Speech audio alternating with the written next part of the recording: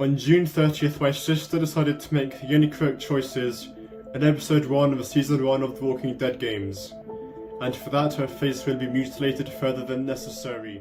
He used a shotgun, and he showed no hesitation. At just 16 years old, Nicholas Prosper executed his mother, his brother, and his 13-year-old sister. Then he packed a bag, wrote a list, and set out to kill 30 children at his old school. This is CrimeLure, inside the mind of a teenage killer. Nicholas Prosper lived in a modest flat in Luton with his mother, Juliana Falcon, and his two siblings, Giselle, aged 13, and Kyle, aged 16. From the outside, his life seemed unremarkable. A teenager who had once been a student at St. Joseph's Catholic Primary School, a boy you'd pass on the street without a second thought. But inside his mind, something was growing, something cold, violent, and calculated. Prosper wasn't just angry, he was obsessed with control, with notoriety, with death. Behind closed doors, Nicholas was building a fantasy, one where he was feared, remembered, and revered, not for achievement, but for destruction. He began to immerse himself in the world of mass murderers, studying the patterns, reading articles, researching tactics. According to later investigations, Prosper had extensively searched for information on notorious school shootings. He even watched interviews and breakdowns of spree killers, trying to understand them or emulate them. But he wasn't just curious, he was preparing.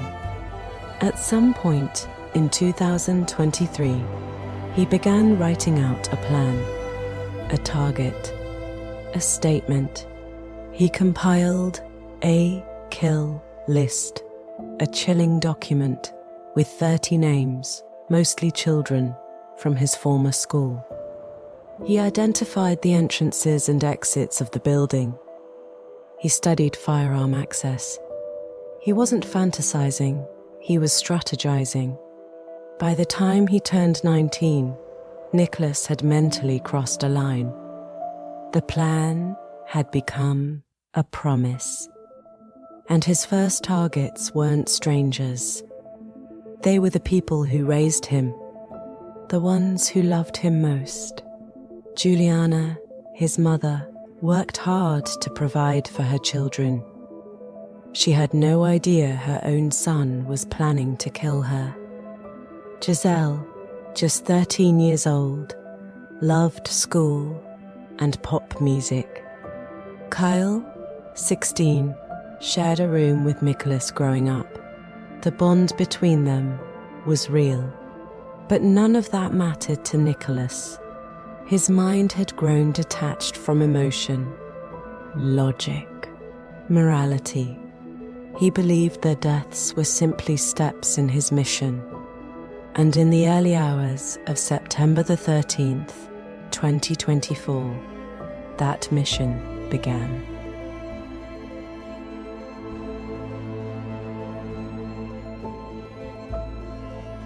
September 13th, 2024. It was a quiet Friday morning in a residential block in Luton.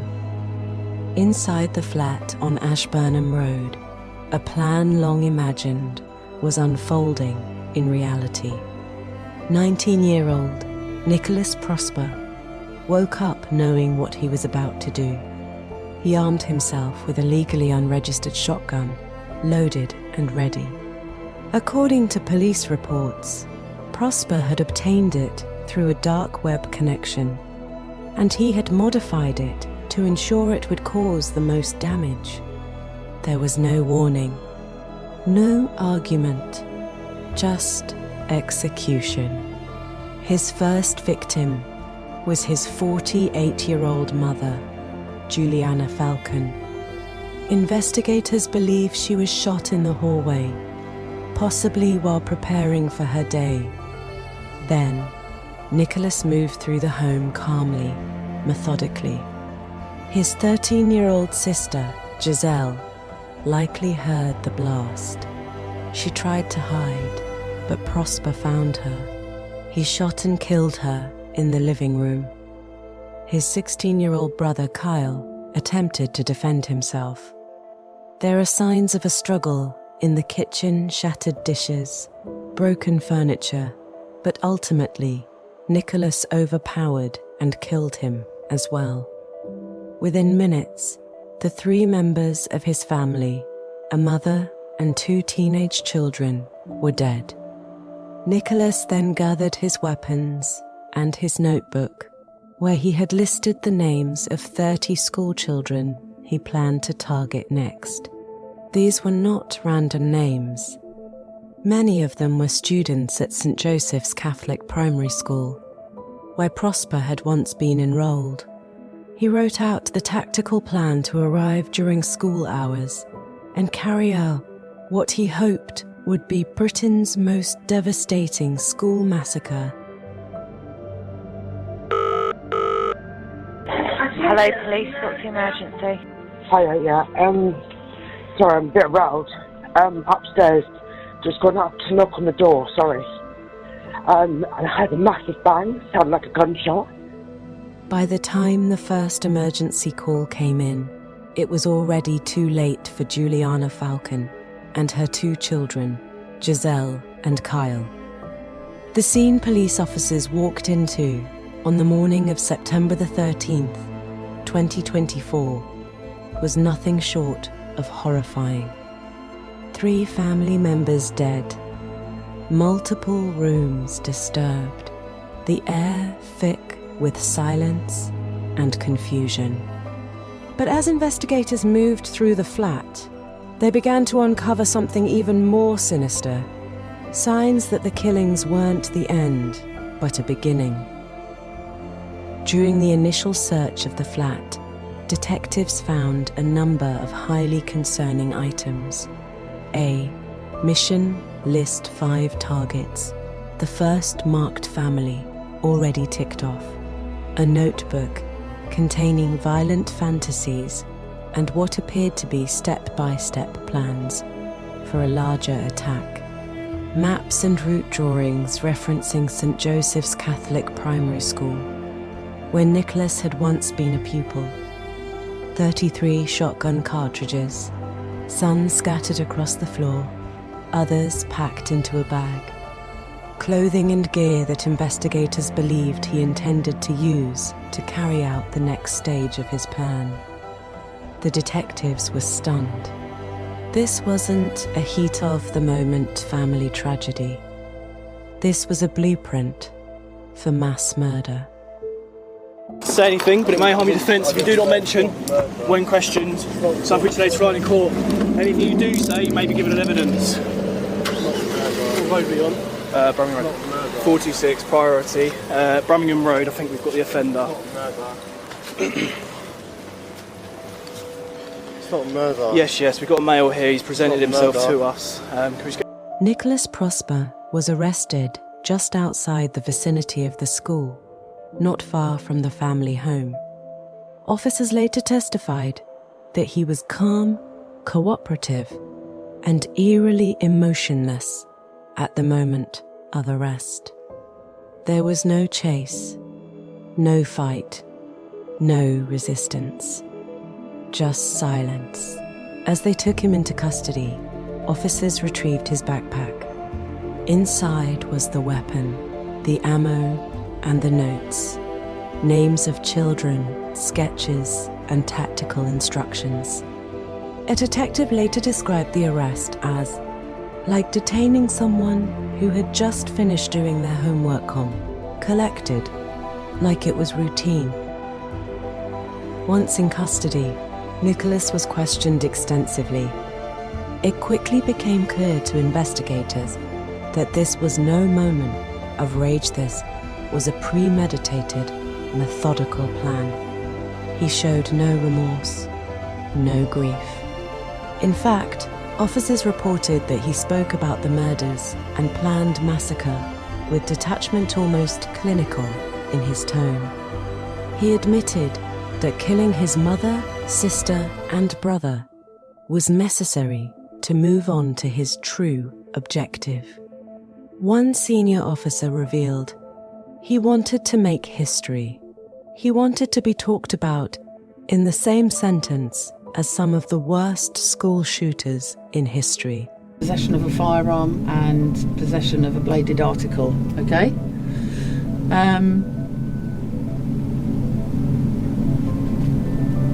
The reason that you're suspected of that is because you presented yourself to the police, you had a knife on you and you showed them where a gun was, so that's why we're going to question you about that. Nicholas, we've explained what you've been arrested on suspicion of, okay, and what you said after. We'd like you to tell us about any involvement that you have had with the deaths of Juliana Falcon, Kyle Prosper and Giselle Prosper. We'd like to tell you about any involvement that you've had with them at all in their murders. No comments. Did you kill them? No comments. Obviously, it's a fact that, they're dead now. Okay, so that's why we're here talking about it. Are you aware of that? No comments.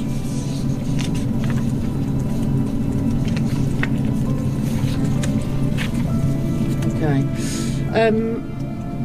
I'm going to go through some various topics. Following the arrest, digital forensic teams examined Prosper's devices. What they found confirmed their worst fears. His search history included how to get away with school shooting, UK, Columbine full plan, shotgun kill, range, how to make people afraid. Ye had also browsed forums discussing mass murderers and downloaded disturbing content glorifying school attacks. In his notes, he had written, "I will be remembered. No one forgets pain." By the time Nicholas Prosper appeared in court, the country already knew his name. Ustaz Bobby Chimagrub delivered a powerful and chilling address to the court. Your murders were calculated, cold, and brutal. Your desire was to be remembered, not for greatness but for horror. She described how Prosper executed his plan, like a mission, and that he saw his family only as obstacles to be removed. The judge acknowledged his age-adjust, 19 but made it clear that his crimes required the gravest punishment allowed under UK law. Prosper was sentenced to life imprisonment, with a minimum term of 49 years before he can even be considered for parole. That means he will be 68 years old before his name is even eligible for release review. On March 19, 2025, Nicholas Prosper was sentenced at Luton Crown Court. He pleaded guilty to 3 counts of murder: his mother, Juliana Falcon, and his siblings, Kyle and Giselle. He also admitted to firearms offences, including possession of a sawn-off shotgun and ammunition with intent to endanger life.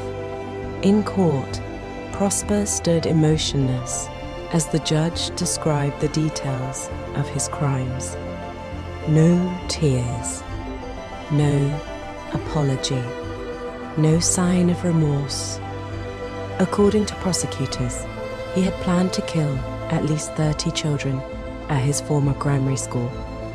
The prosecution showed evidence of his kill list, his ammunition, his tactical clothing.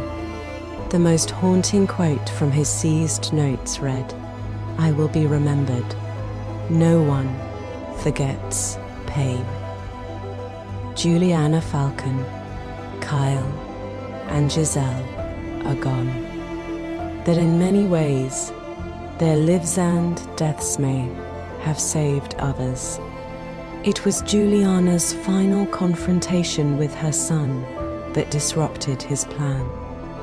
According to police, had she not intervened, he may have made it to the school by sunrise.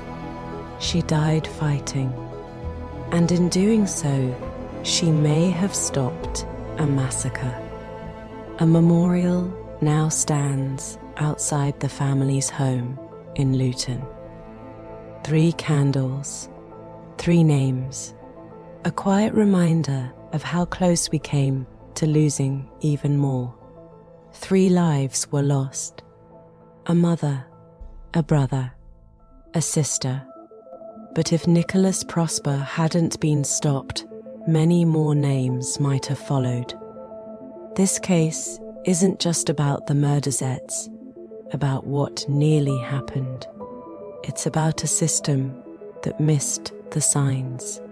A teenager who was radicalized in the shadows of the internet. A plan that was inches from becoming a national tragedy. Nicholas had posted disturbing content. He had been removed from school. He had expressed hatred for people, especially children. And still, no one raised the alarm. How many more like him are out there, lurking? So we ask you, what signs should we be looking for in people who are suffering in silence or growing darker in plain sight?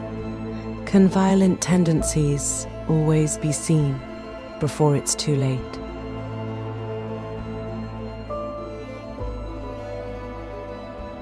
You've just watched CrimeLure.